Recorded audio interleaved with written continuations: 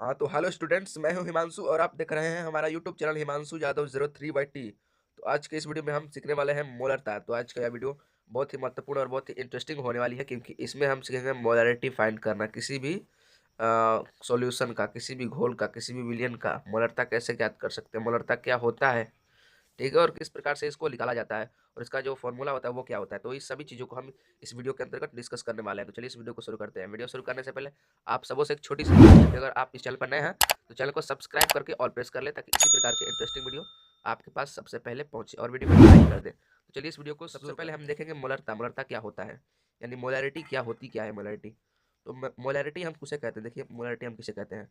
तो किसी 1 लीटर घोल में उपस्थित विलय के मोलों की संख्या को उस घोल की मोलरता कहते हैं। जैसे कोई विलयन है या कोई घोल है, तो उस विलयन या उस घोल में, तो उस 1 लीटर विलयन यानी 1 लीटर विलयन और 1 लीटर घोल में जितने भी विलय के मोलों की संख्या है, उसको हम उस घोल की, उस विलयन की मोलरता कहते हैं।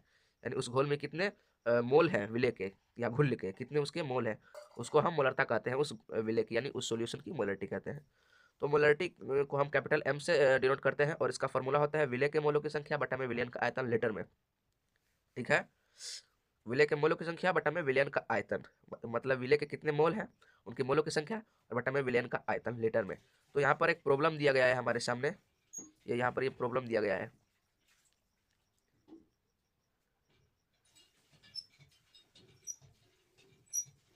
तो यहाँ पर ये हमारे सामने एक प्रॉब्लम दिया गया है। 4 ग्राम NaOH को 500 मिली घोल में घुलाया गया, तो प्राप्त घोल की मोलरता हमको ज्ञात करना है, यानी find the molarity of and this condition. इस कंडीशन में हमको उसका मोलरिटी ज्ञात करना है, यानी मोलरता ज्ञात करना है। तो चलिए इसको ज्ञात करते हैं।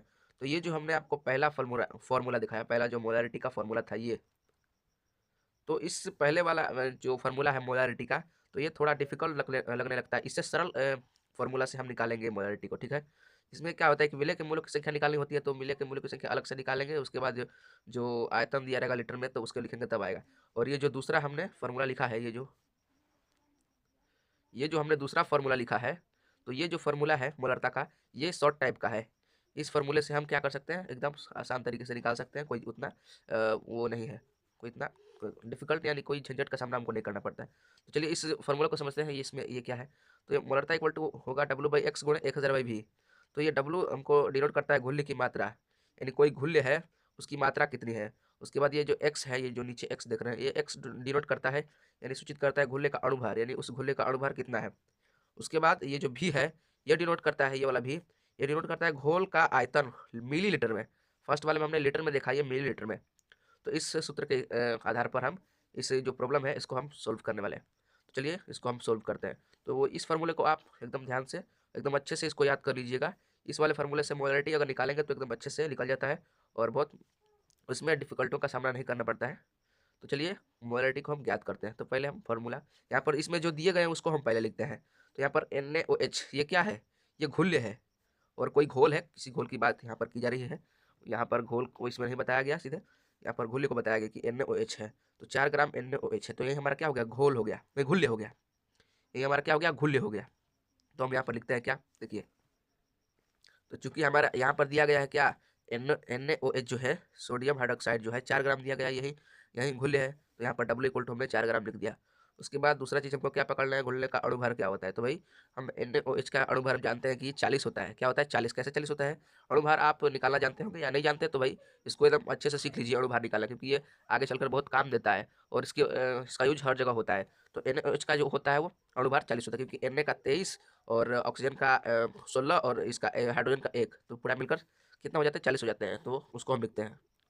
तो यहाँ पर घुल्ले का अणु की भार, मतलब घुल्ले का अणु भार लिखने के बाद अब हमको क्या पकड़ना है, हमको पकड़ना है वॉल्यूम, यानी वॉल्यूम ऑफ किसका, हमको अब पकड़ना है आयतन, किसका आयतन।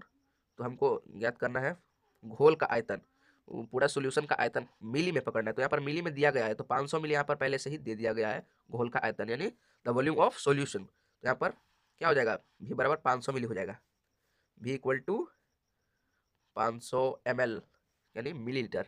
इसके बाद अब हम निकालते हैं। तो हमने फार्मूला यहाँ पर लिख लिया, ये देख सकते हैं, ये वाला फार्मूला हमने लिख दिया है, मोलरिटी इक्वल टू W/X गुणे 1000/V।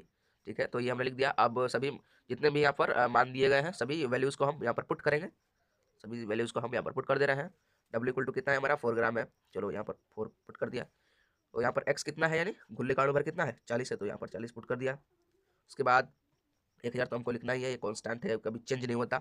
ये जो वॉल्यूम है, वॉल्यूम आयतन, वो भी हमारा दे दिया गया है मिली में। यहाँ पर ये ध्यान रखना है कि ये हमेशा ml में होता है, ये वाला ये वॉल्यूम, ठीक है। तो यहाँ पर हम इसको सिंप्लीफाई कर लेते हैं। सिंप्लीफाई करेंगे तो ये 2 बार में इससे कट हो जाएगा, ये इससे 10 बार में कट होगा, और ये इससे कितना बार में 5 बार में कट होगा। तो पूरा कट पिट करके यहाँ पर हम कितना ला देते हैं 1/5 हमारा आ जाता है।